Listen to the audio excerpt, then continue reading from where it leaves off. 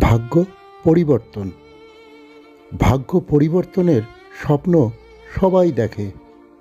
কেউ অপেক্ষা করে অলৌকিক কিছুর, আবার কেউ ঝুঁকে পড়ে পরিশ্রমের ভেতর।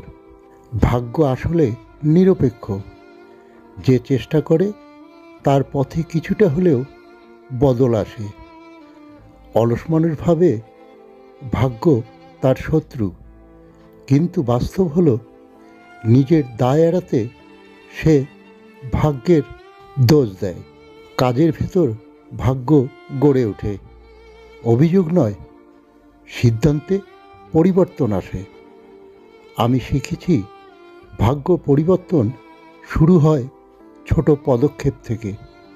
যে আজ এক কদম এগোয়, আগামীকাল সে অনেক দূর চলে যায়। তাই আমি ভাগ্যের কাছে নয়, নিজের কাছে প্রশ্ন করি, আজ আমি কি করলাম যা আগামীকালকে বদলে দেবে।